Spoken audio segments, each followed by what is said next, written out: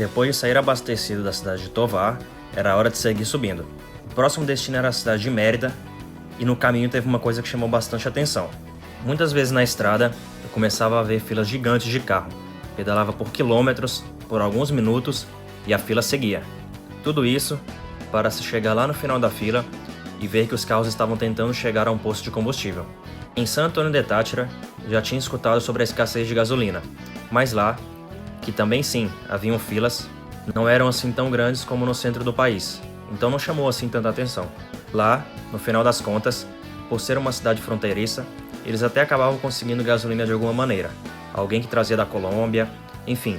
E sim, era contrabandeado, mas era a maneira que havia para não ter que esperar horas, muitas vezes dias, na fila. A razão disso é que a gasolina é subsidiada pelo governo venezuelano. Ela sai de graça no final das contas.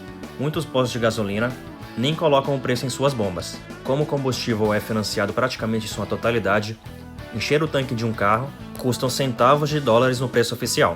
No final das contas, todo mundo, na verdade, dá uma gorjeta ao frentista. Você para, o frentista nem pergunta o que você vai fazer, ele já começa a encher um tanque, porque sim, não tem sentido não encher o tanque, e no final ninguém nem olha o preço da bomba. Somente dá uma gorjeta ao frentista, 5 ou 10 reais, enfim. Se você tentar pagar algo a menos, ou o preço real, eles até te xingam e falam que nem precisa pagar. Nas cidades fronteiriças, para evitar o contrabando de gasolina à Colômbia, todos os carros tinham uma identificação. Nessas cidades, você só é autorizado a abastecer caso tenha uma identificação como essa no carro. Dessa maneira, teoricamente, eles conseguem controlar, ver o seu endereço e ver também se você já abasteceu no dia em algum período próximo. Mas claro, você provavelmente pensou de maneira correta. Sempre se dá um jeitinho. Essa é uma imagem de perto da fronteira, em San Antônio de Táchira. Aí, há diversas pessoas que ficam na rua e tentando parar motos e carros, tentando convencê-los a vender o combustível que eles têm em seu veículo.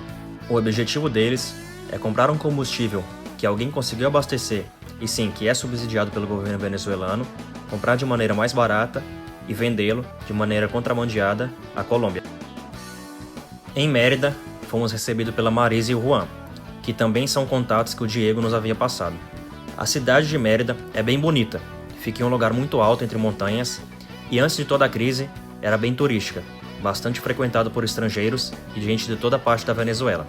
Aí, ficamos uma semana, cozinhamos arepa, tomamos cerveja, aproveitamos para conhecer um pouco da natureza ao redor, que tinham bastante montanhas, entre elas, o Parque Nacional Serra da Culata, que está a mais de 13 metros de altura, possui visuais maravilhosos, e também o Frailejon, que é uma planta que se encontra somente nos páramos na Colômbia, Equador e Venezuela. Ela tem uma função importante por absorver bastante água, é considerada boa para tratamento de doenças respiratórias e reumatismo, e um fato que chama bastante atenção é que ela cresce somente 1 centímetro ao ano.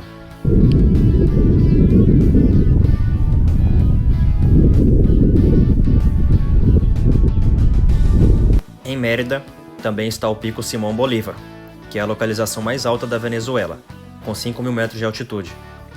É uma das principais atrações turísticas de Mérida, porque é um teleférico que vai te levando para alguns estágios de altitude até chegar ao ponto mais alto. E mais um reflexo da crise é que o preço do teleférico para venezuelanos são alguns centavos, mas para estrangeiros fica ao redor de 50 dólares. O jeito foi só simular uma subida. Aí, também foi a primeira vez que eu vi um aviso como esse, que aqui não se fala mal de chaves, que passou a ser bastante comum ver em locais governamentais. E claro, tenho que compartilhar uma história a mais que vivi em Mérida. Quando começou um rumor de que um caminhão de gasolina chegaria a um posto de gasolina próximo à casa deles, o Juan já foi para a fila. E aí, começou a odisseia. Eles queriam abastecer o carro porque queriam viajar na próxima semana. Não tinha outro jeito. O Juan foi para a fila e eu também aproveitei para viver a experiência.